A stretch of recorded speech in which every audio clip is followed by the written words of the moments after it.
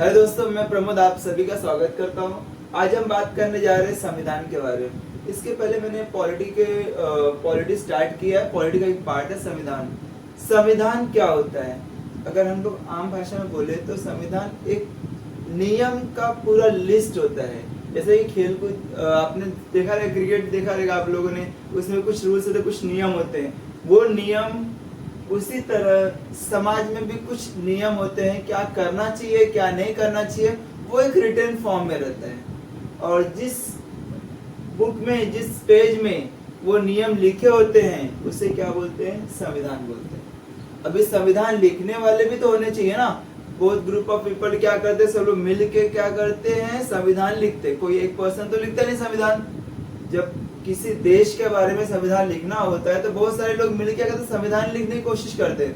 जो लोग मिलके लिखते हैं, जिस पर्सन को हम लोग क्या बोलते हैं, ग्रुप ऑफ पीपल को क्या बोलते हैं? संविधान सभा। अभी भारत अगर बात करते हैं, एग्जांपल भारत का, तो सबसे पहले 1934 में एम.एन. रॉय ने क्या किया है कि बोला नहीं, हम लोग क्या करें, सबसे पहले संविधान लिखना है अपने को। लेकिन संविधान लिखने के लिए संविधान सभा की जरूरत होनी चाहिए। तो संविधान सभा का विचार सबसे पहले 1934 में एम.एन. रॉय ने रखा। याद है ना, एग्जाम में सबसे पहले कभी कोई क्वेश्चन पूछता है कि संविधान सभा के गठन का सबसे पहली बार किसने ये बात रखी कि नहीं संविधान सभा होना चाहिए? तो एम.एन. रॉय ने रखा। सेकेंड 1938 में क्या हुआ था?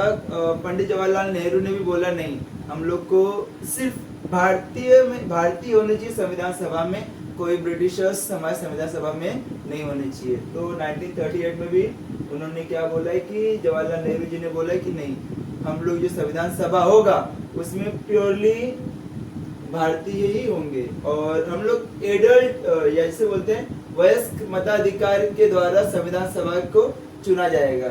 एडल्ट, इसके पहले क्या होता था कि लोग प्रॉपर्टी जिसके पास ज्यादा रहता था उन लोग क्या करते थे? वोटिंग करते थे। लेकिन बाद में पंडित जवाहरलाल नेहरू जी ने कहा नहीं, अभी ऐसे जब संविधान सभा का अगर वोटिंग होगा तो एडल्ट या वयस्क मताधिकार के द्वारा संविधान सभा का इलेक्शन होगा। नेक्स्ट, और एक बात और यहाँ पे, वो तो संविधान सभा का जब वोटिंग हुआ तो डायरेक्टली नहीं बल्कि इनडायरेक्टली हुआ। और संविधान सभा में अगर पूरे भारत का संविधान लिखना है तो अलग अलग हर एक धर्म के लोग, हर एक जाति के लोग उस संविधान सभा में शामिल होने चाहिए। तो हुए भी। अगर मैंने यहाँ पे कुछ लिखा है, देखना, संविधान सभा का चुनाव वयस्क मताधिकार द्वारा प्रत्यक्ष रूप से नहीं हुआ, तब भी इसमें प्रत्येक समुदाय हिंदू हुए, मुस्लिम हुए, पारसी, सिख, ईसाई, आंग्ल भारतीय, अनुसूचित जाति, अनुसूचित जनजाति के प्रतिनिधियों को जगह मिली।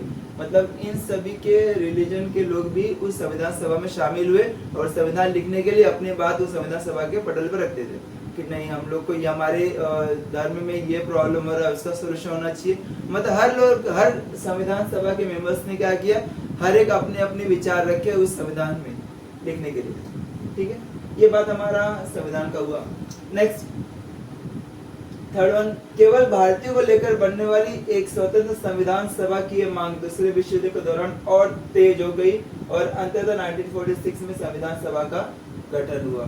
फाइनली जब सेकेंड वर्ल्ड वॉर चल रहा था, 1939 टू 1945 के बीच में हमारा सेकेंड वर्ल्ड वॉर चल रहा था, तो उस केस में बहुत तेजी से बोले कि नहीं, हम लोग को संविधान सभा लिखना है।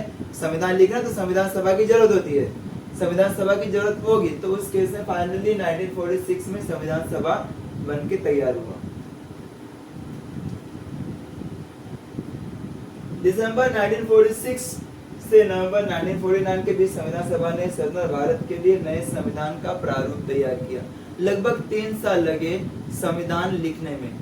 देखना, यहाँ पे मैंने ईयर लिख के रखा है, दिसंबर 1946 से नवंबर 1949, कम से कम 3 साल तक संविधान लिखा गया। सभी संविधान सभा के मेंबर्स ने, उन लोगों ने क्या किया, मिलकर पूरे हर एक कंट्रीज के संविधान को देखा, उनकी अच्छी बातें हम लोग अपने पास लिखना शुरू कर दिए। और संविधान सभा में लगभग भारत की सभी बड़ी बड़ी हस्तियां शामिल, चाहे वो पंडित जवाहरलाल नेहरू जी हो या और बाबा साहेब आम्बेडकर जी, तो हर एक बड़ी बड़ी हस्तियां शामिल थी संविधान सभा में। सिर्फ महात्मा गांधी जी संविधान सभा में शामिल नहीं थे। आगे, संविधान सभा की पहली बैठक 9 दिसंबर 1946 में 211 सदस्यों ने हिस्सा लिया। पहली बैठक, पहली मीटिंग संविधान सभा की 1946 में हुआ था और उस समय मुस्लिम लीग ने इस बैठक में शामिल नहीं हुई। मुस्लिम लीग बोला कि नहीं, हम लोग को संविधान सभा में शामिल नहीं होना, हम लोग को क्या करना है, सिर्फ पाकिस्तान चाहिए। मतलब हिंदुस्तान से बंटवारा चाहता था मुस्लिम लीग और अलग पाकिस्तान की मांग पर जोर दिया। मुस्लिम लीग जो संविधान सभा में उनको बोला था आप लोग भी आइए, पूरे भारत का संविधान लिखना है, तो लेकिन मुस्लिम लीग बोले नहीं, हम लोग को संविधान में शामिल नहीं होना है, हम लोग क्या करना है, हम लोग को अलग से पाकिस्तान ही चाहिए, हम लोग आपके हिंदुस्तान में नहीं रहेंगे, आपके भारत में नहीं रहेंगे, हम लोग को अलग बंटवारा कर दो, हम लोग क्या करेंगे, अपना अलग से पाकिस्तान बनाएंगे और वहां का संविधान हम लोग अलग लिखेंगे। इस सभा में अस्थायी अध्यक्ष, जो संविधान सभा की बैठक हुई थी, मीटिंग हुआ था, तो उस संविधान सभा में अस्थायी अध्यक्ष, टेम्पररी प्रेसिडेंट, सबसे वरिष्ठ सदस्य डॉक्टर सच्चिदानंद सिन्हा को चुना गया। ये इम्पोर्टेंट पॉइंट है, यहाँ पे एग्जाम में क्वेश्चन पूछता है कि सबसे पहला प्रेसिडेंट किसको बनाया था, अस्थायी, टेम्पररी, तो हमारा आंसर क्या होना चाहिए, डॉक्टर सच्चिदानंद सिन्हा को प्रेसिडेंट के रूप में चुना गया था। नेक्स्ट, बाबा साहेब अम्बेडकर, बाबा साहेब डॉक्टर भीमराव अम्बेडकर मसौदा समिति के अध्यक्ष और 7 संस्थापकों में से एक थे। ध्यान देना, जब मसौदा समिति या ड्राफ्टिंग कमेटी बनी थी, ड्राफ्टिंग कमेटी में टोटल 7 मेंबर्स को अपॉइंट किए थे। 7 मेंबर्स में से एक चेयरमैन थे जो डॉक्टर भीमराव अम्बेडकर जी थे। उनका काम क्या था, हर एक लोगों से राय मशवरा करना कि भाई इसमें ये भी होना चाहिए, उसमें वो भी होना चाहिए, सब लोग की बातें सुनना।